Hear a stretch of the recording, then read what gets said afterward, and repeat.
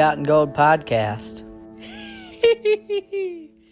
G'day everybody, and welcome to the 6th episode of the Forgotten Gold podcast. Although this is the 6th episode, it's actually the first episode that I ever recorded. I almost didn't release this podcast as I filmed it vertically and was not satisfied with the questions that I asked. However, Lewis, the guest on this episode, is one of the major inspirations for starting this podcast in the first place.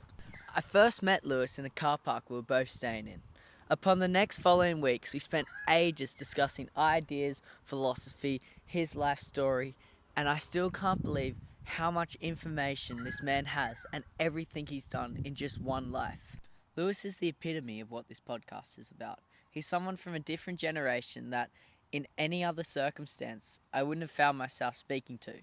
But it's because we found ourselves in the same car park, living the same sort of life at the time, that I happen to bump into someone that's lived a completely different life to anyone I've met. I remember one time I was talking to Lewis. We were sitting down having one of his classic lemon and ginger teas, and he said to me, "Oh, do you want to come test out this aeroplane? I've got to run some checks on it, and we've got to do some ground stuff and make sure everything's working. If you're not doing anything tomorrow, you're welcome to come." And I was like, "Yeah, I'd love to check out an aeroplane." So the next day I meet Lewis at the airport, and we enter into the airport, and he pulls out this plane, and it's this little two-man plane, and he goes, "Alright, we've got to test some stuff out," and takes me through each step that's involved in testing out an aeroplane, from the oil pressure and checking the tyres and everything. He goes, "Alright," and he does these test runs along the ground. He never told me that we were actually going to take off the aeroplane. The second test run of the ground testing, he goes, "Let's say we were going to take off. Would you be okay with that?" And I go, "Yeah, I'd be good." And he goes, "Alright." And next thing you know, we're in the air, flying over Bustleton. It was one of the coolest experiences of my life. Over all of Bustleton, if you're not aware of Bustleton, it has this massive jetty and these beautiful clean oceans. We flew over everything. It was so cool to see the bird's eye perspective of this town that I'd spent the last 2 months in. And I tell this story is, you never know who you're going to meet. You never know where you're going to end up simply by just saying hello. So although I wasn't extremely happy with the questions I asked in this episode, as for some reason I was quite nervous just to have a conversation just because the camera was on. I hope you can enjoy it. It gets a lot better during the end. I loosen up a little bit. I think so does Lewis, and we have a much better conversation. So hope you enjoy this episode of the Forgotten Gold podcast, and I can't wait to share more with you all. Cheers.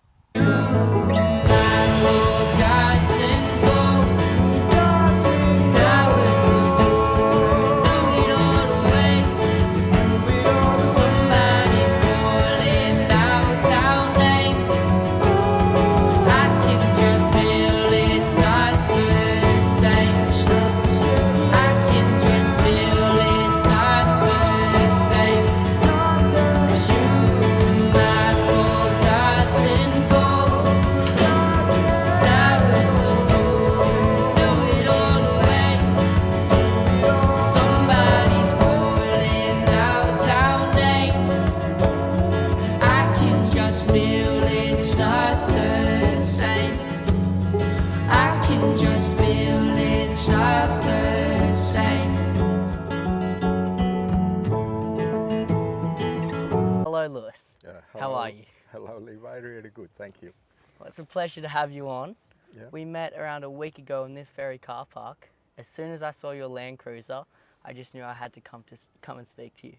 Oh, that's nice. Thank you very much for that. I had a good feel and a good vibe about yourself too when you approached me as a young man, and me from a little bit a different era, but that's the beauty of how we meet, as you mentioned, here just in the world, Yeah. in nature, and wherever we are. So very grateful, thank you. So for those that, well, everyone's just getting to know you now, but you've been living out of your car for 4 years now. Mm-hmm. What brought you to make this decision? Yeah, I would like to correct this. I know it's called living out of the car, and it's a usual term, which I get approached by quite a lot. I see it differently. I move around with the car in freedom on the road. So I'm neither living on the road nor actually out of the car. I just live in open nature and enjoy the freedom of what is to offer on this continent. Yeah. You said to me that Australia is an outdoor country, and so it should be lived outdoors. And I think that was like the best thing I'd heard in a long time. Well, if we look at the continent as such, with also the popularity of outdoor living and four-wheel driving and all the things that are really done on a broader scale here are actually outdoors. And if you look at the history as well of the continent, I mean, it's a farming. Early settlers arrived here, and all they had was actually the land. And they had to even get the land prepared to use, and then building where they wanted to be and where they wanted to live. So it all started originally just purely with nature. Nature was here and neutralized in a very interesting way. And what I appreciate is still kept quite pure, even though I hear a lot, it's getting overpopulated. From my perspective, being a Central European, there is still nobody here. Yeah, especially in WA, it's a lot more secluded than the East Coast, which you're from the sunny coast. Yes, that's right. Yeah, originally when we left Europe in 1993 with a young family, we first immigrated actually to New Zealand, Christchurch, the South Island. I had 5 magnificent years over there, and then we holidayed over here pretty much every year, once or twice at the Sunshine Coast, and fell in love with it. And finally made the move in 1998 and moved to the Sunshine Coast and had a base there ever since. Yeah. Wow. So what inspired you to get on the road and start living this free lifestyle? Well, it goes a little bit back into my background as well. I was a sports person, and from a very young age I lived for about 9 months of the year out of a suitcase, so there's a little bit of gypsy lifestyle in me. And I cultivated that all throughout my life, but when you live in a modern Western society, you also get pretty much sucked in by normal communal behavior. So I had houses and whatever everybody has, but always traveled and always enjoyed traveling. And finally, when my life started to shape up, that my responsibilities with the young family started to ease off on me, I grabbed the opportunity straight away and took the full step to freedom, which this is what I believe pretty much sums it up. So I'm moving around, and I hardly ever stay very long at the same place unless I have a reason. Yeah. And it suits me, and I still believe, as you mentioned, this continent just offers that on a very, very big scale. So where's next for you, and where have you been? Good. First time over here in WA. So even though I've been on the continent now for more than 30 years and always had requests with the industries I work in the horse industry, always had requests to come over to WA, but because it is so isolated, Perth, for example, is the most isolated big metropolitan city in the world, and I just never made it. I was just too busy on the East Coast. And finally, again, when freedom allowed me to do, I thought, okay, now I'm going to do it. We had COVID in between, which prevented again for about 2 years for that step.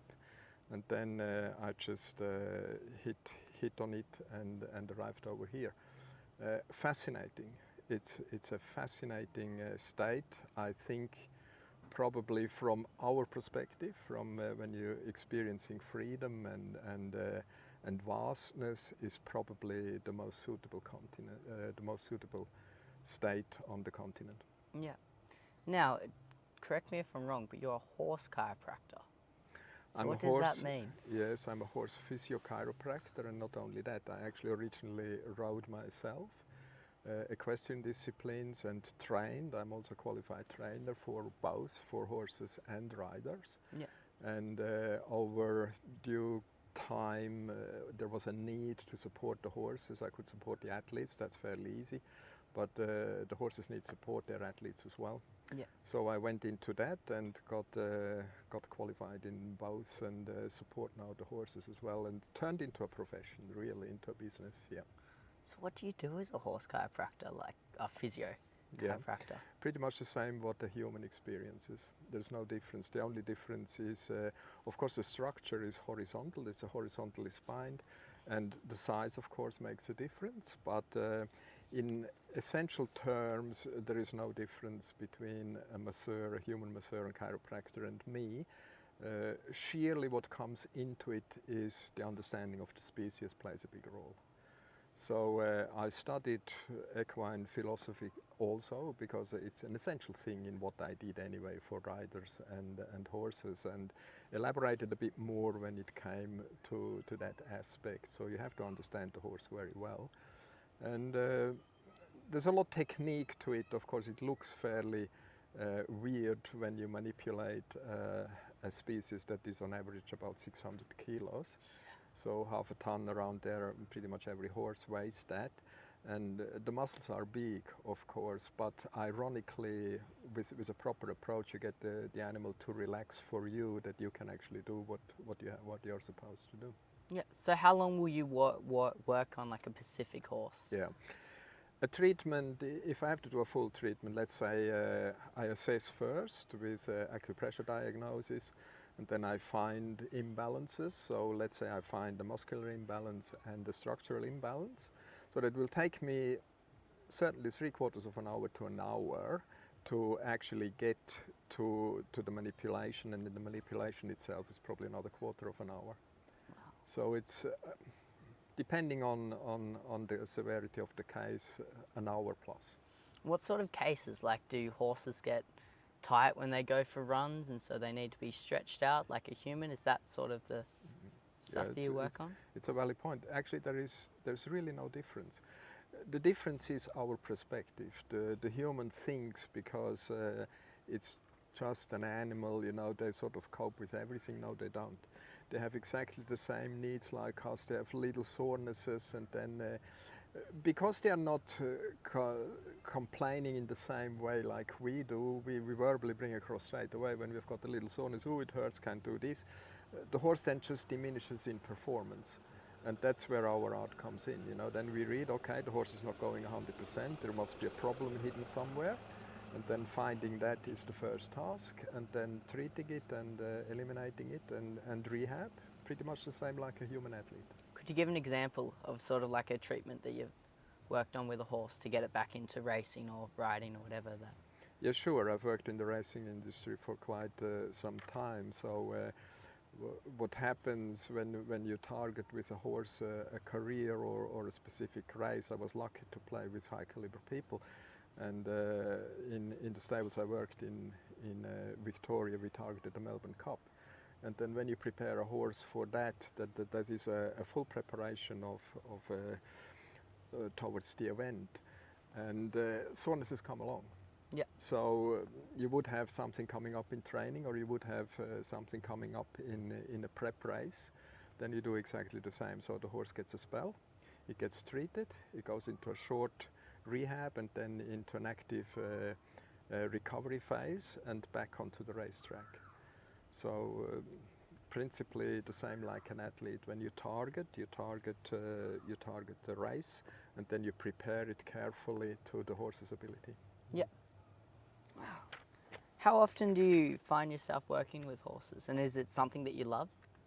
Oh, it has always been my passion, and now I'm in a. Is it a fortunate position? Probably is. I don't really have to work full on anymore. I'm sort of what people would call semi-retired. Yeah. I will never retire because I like what I do. I passionately love what I do. Now over here now, I'm in a different field. This is more Western orientated. I call it the Wild Wild West. Yeah. So the Western disciplines, camp, drafting, rodeo is a big part, and I've been going with the circuit last season. I actually went with the rodeo camp draft circuit and helped those people and those horses. Same way, it's just a different discipline, and really enjoyed it. So I plan to do that again. I did it full on last season, which occupied me very. I was pretty much working full on, which is still fine with me. But this time I will do it a bit more interims-wise. I will choose certain events and then have a break and choose other events. So Are most of these sort of rodeo events more located on the West Coast? They are all over the country, Yep. but they are more popular here compared to other events. Yep. So there is more going on in the Western disciplines than in racing or other equestrian disciplines here. So Yep. I like that aspect. It's really original. It's typical Australian. Yeah, beautiful. Wow. And back to the life you're living. It is fascinating, and a lot of people don't really have any idea what people who live like this get up to. So what does a day to day look like for you? And what do you enjoy spending your time? Yeah, that's a really good point. You see, there is a philosophy going with me anyway. Probably again, it comes back to it looks like that I live on the road. I say, well, I live in the space which nobody else wants to occupy. That's how I see it. And there is plenty of this still available here in Australia. For me, the philosophy is I've learned, having been an athlete myself, the importance of oxygen, good fresh air, and good fresh quality food enhances your life quality. And Yep. that's what this is about with me here. You will see apart from when I sleep either in the car or on the ground or with the rooftop tent, I'm pretty much outside all the time. Yep. And that creates a different environment and a different quality of life. I think it's underestimated. If more people, probably people know, what you do when you are in a working, normal, living society. You always look forward to the holidays. Why? Well, you will spend more time outside, Yep. in the fresh air and relaxed. And that's what this is about. This is my life. So day to day, I plan a little bit, not too much. I take the day as it comes. Overall, certainly close to the ocean. I'm a man that likes the ocean. I do a lot of activities in the ocean. Yep. Enjoy that for the same reason. The ocean is the biggest healing property we have on this planet. And again, fresh air. And I move with the bright open sky. Yep. So that's also a guide, so where I'm going to be. So when it's raining, you check the weather forecast and head to the next sunny spot. That's right. Yeah. When was the last time you saw rain? Yeah, that's a good question, actually, really. A rain that has driven me would almost go a year back. Wow. Yeah. Not many people can say that. No, that's correct. Yes. Yeah. I feel very fortunate. I also have to bring this up, this continent. I feel extremely fortunate to be here and to be able to enjoy this the way I do, I think it's hard to find these days, and we're very, very lucky having this and having the opportunity to live this, as you know yourself. Yeah. Do you miss home? Yeah, home. Home. It's a good thing. I get quite often asked, do you miss home? I miss certain aspects, but not really. I had a very good intensive time over there. Yeah. I've lived Switzerland and Europe. And I enjoy now really what I can do here, Yeah. because this continent offers an enormous feel of freedom. And I think that's one of the highest values you can have, that you can actually not only think about freedom or look for freedom, that you can actually live freedom. Yeah. So what does the future hold for you? What are your future plans? Yeah, I sort of plan in various ways. The longer term is I will probably keep this up for as long as I feel comfortable, and that should last for a while. And nearer future is I plan to do a similar trip like I did at the beginning of last season, which I call the dry season north. So I will do another run up north in a different way. I know it a little bit better now. And there is a mission there. I work with communities that work in a certain way protective to the wild horses. And that suits me to the ground. That's still fascinating. I used to do that in a similar way in the Pyrenees back in Europe. So I find this here actually rawer than I've ever seen it personally. Yeah. And there is a need for support in a group in the Pilbara area. Yeah. And that's a project which just about starts to run and shape up. So I will work on a project with the wild horses in the Pilbara. So how do you go about training wild horses?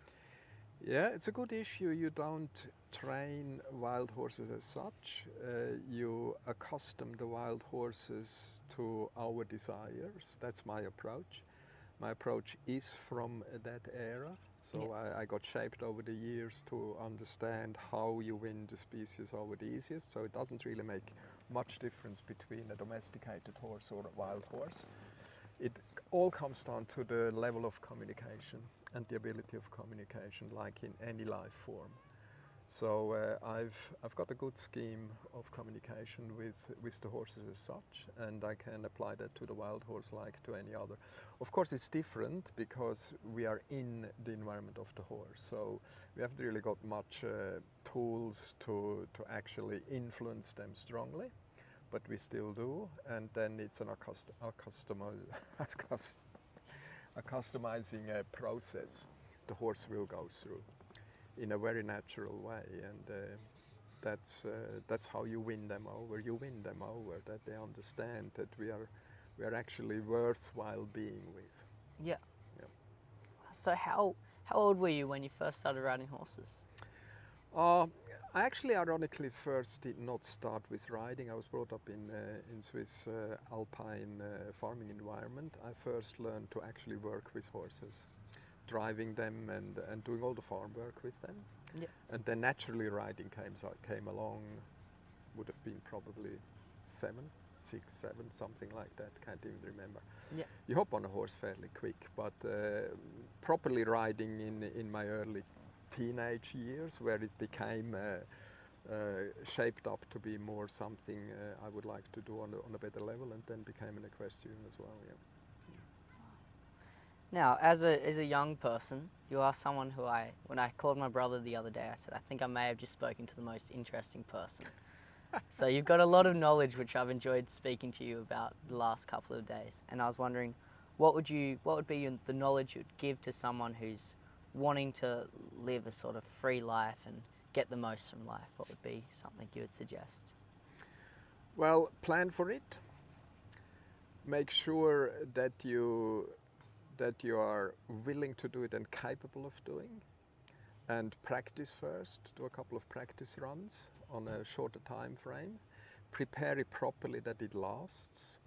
A lot of people sort of jump into it and find that it is not quite the way they thought it would be, and that there are things missing, and that is lack of planning. You know, even though it is free, built on freedom, but it is worthwhile. That's how I did it. You know, even though I knew how to travel and things, I always traveled, had motorhomes and things. But specifically the way I'm set now, open outdoor living, need a planning. You know, what do I want? What do I have? You have to think everything through, because you will still be caught in surprises that will just happen naturally. So you have to plan for those surprises, that they don't hit you, because they will throw you out of balance and you will start to question. And I can claim I never had that. Yeah. For the reason it is, I've always got last resorts when things really don't go according to plan. Plan B and plan C. And I never had to go to plan C, but I had to resort to plan B on a couple of occasions. Yeah. And that's important. And do practice runs. Really, somebody who does the jump from a normal social life into that freedom, practice. Do a couple of practice runs, a week or two, months or two, and then say, okay, I'm ready, I've got a plan for that avenue, and then hit it. How do you cope with being alone? Like, a lot of the time you're in car parks by yourself. I'm the same, and it's sort of like a mental toll. Do you think it's important to socialize, but also important to be comfortable with being alone for long periods of time? You see, that goes, you're right, that goes into the planning as well. That's why I'm saying, do a run. You will be on your own. And when you start it off, I would actually recommend do it on your own, if you plan it for longer term, unless you have an established partnership. But we are by ourselves. Yeah. So for me, not a big problem. because I was used to it. As a single sports person, that's what you are. You are pretty much always, even though if you are with teams, you're always on your own. Yeah. So, but I prepare myself mentally. So I meditate, I can claim that, and I'm sort of a little bit blended into Eastern philosophies, which helps. I enjoy being by myself, Yeah. and I get support on watching YouTubes. It's not support; it's more or less guidance and reinforcement that it is still in harmony with me, and what I cultivate it. Yeah. So for me, it's not loneliness. For me, it is that aspect which I also enjoy and value very high. I can probably say it. You learn to like yourself, Yeah. because it's the only likable thing around. So not much choice, and I think it's a good thing. When you talk of Eastern philosophy, Mm. could you explain that a little bit more? I'm a Taoist. Which means? Taoism is a philosophy which resonated with me when I started, also quite a while back. The easiest to explain is why it resonated with me.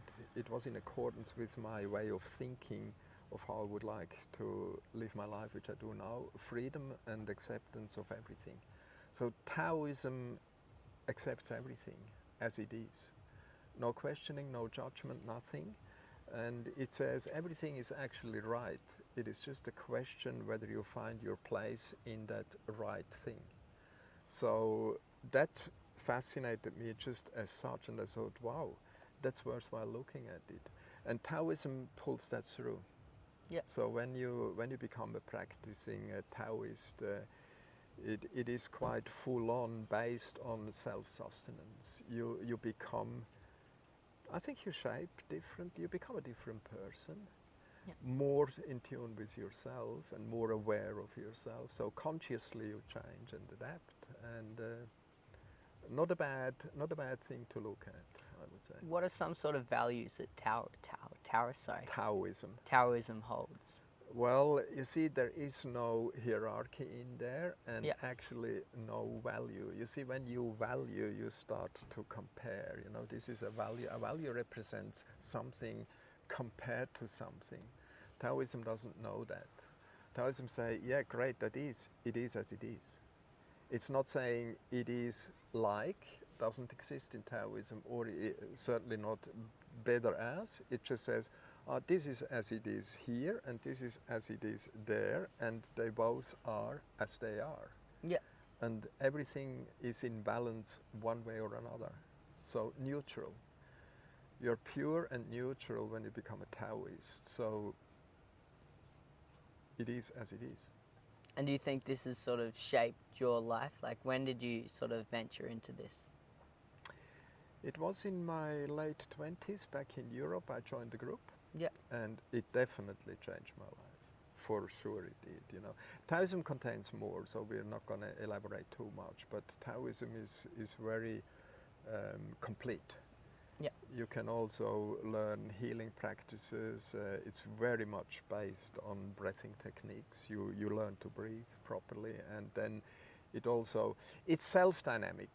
You have to see, once you're consciously blending into accepting everything, which I still don't, Yeah. everything as it is, and content with it, it shapes you naturally, so you become more complacent, you become more accepting, your ignorance start to retrieve a little bit. The qualities that are not so helping you in social life start to improve, they start to shrink a little bit. Okay. Well, I've been speaking with you for probably last couple of, it's been like a week, I think, now. Yeah, something And like for a lot of people who have listened to this podcast, they're just listening to you here. I suppose, could you give us a brief sort of story of you and your life, just so people get a better idea of who they're talking to? Story of my life? It's quite a hard thing to sum up. It is actually, especially yes, with your life. I tried to give it a brief rundown. Yeah. Born and raised in Switzerland by an Italian dad and Austrian mother. Yeah. Had a wonderful childhood. Switzerland at the time was a fairy tale country. It still is. Sport became my life. I was a sports person, and Switzerland very ideal. Yeah, I was multi-sport educated and kept it that way still up until today. Had a good basic education, but sport still kept me going all the way. Had a young family there, and then decided, again we come back to freedom, to look for an environment which would provide me with more freedom to bring up a young family. So with our two girls, 5 and 10, we left Europe in '93 to New Zealand, 5 years Christchurch, which was fascinating and fantastic. I would recommend everybody who can visit the South Island in New Zealand. It's similar like here. What freedom concerns is just a bit different in culture and environment. Yeah. But worth the trip. And then the decision '98 to come over here and explore this continent and enjoy it for the same reason. I believe it's one of the few continents that allows you to experience freedom on a very broad scale, and spent the last 30 years successfully working in mainly the horse industry, and reaching the part in my life where I can even expand into more freedom, so probably connecting to where we started here. That's where I am today. Enjoying it tremendously, I can say. So 4 years on the road. 4.5 years almost, yes. That's amazing. Yeah. 4.5 years in freedom. And have you been pretty much everywhere in Australia, or are there spots that you like to go more frequently? Yeah, that's an interesting aspect. I did a lot of the East Coast up and down because I never really jumped over here. So I went up to Cooktown. I never did Cape York. Yeah. But Cooktown and a little bit further north, fascinating, absolutely fascinating there. I know the East Coast very well. Ironically, New South Wales, mid-coast, not so much for some weird reason. I sort of did not elaborate on that, but did all the rest, then coming over here.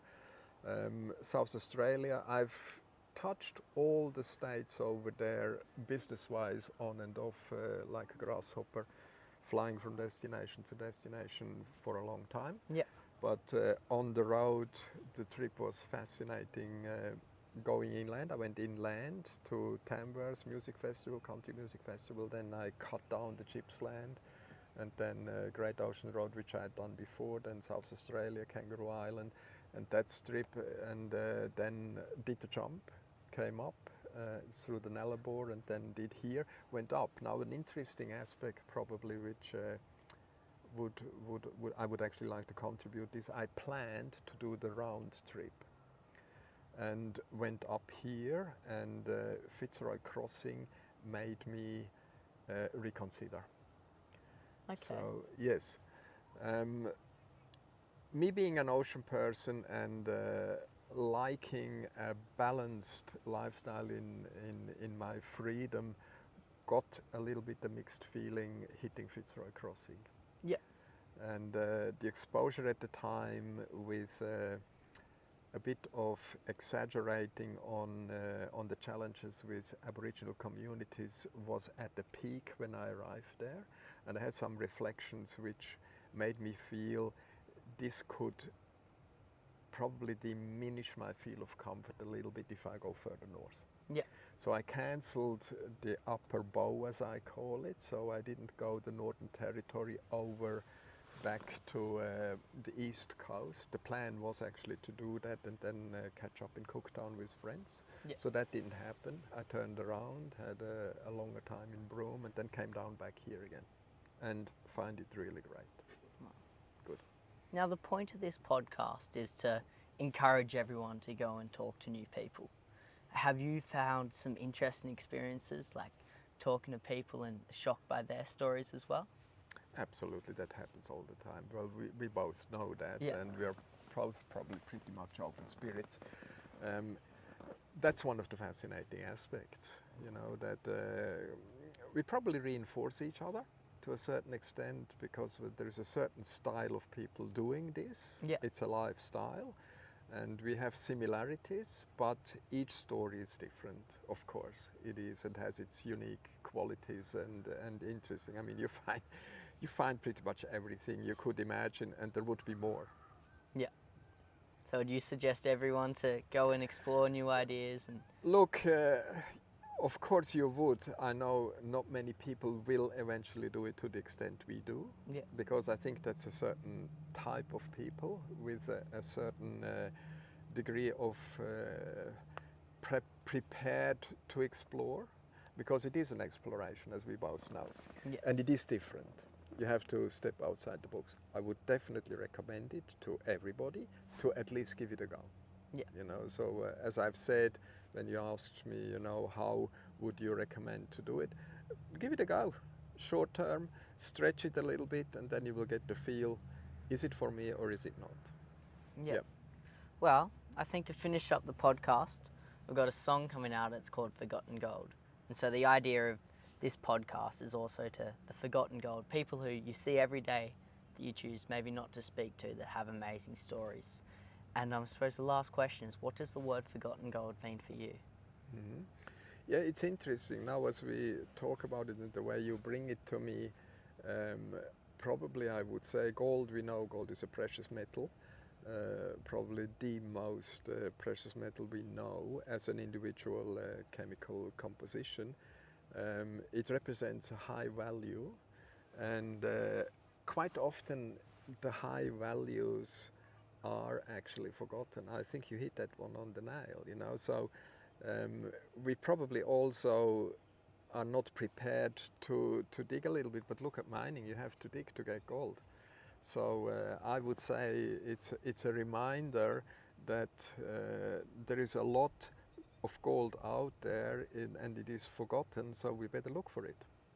I think that's perfect. Well, thanks so much for doing this with me. This You're has been a lot of fun. welcome, Levi. It's been a Was it pleasure, fun? Lewis. Yeah, thank you very much Thank for you. having me. Thank you. Forgotten Gold Podcast.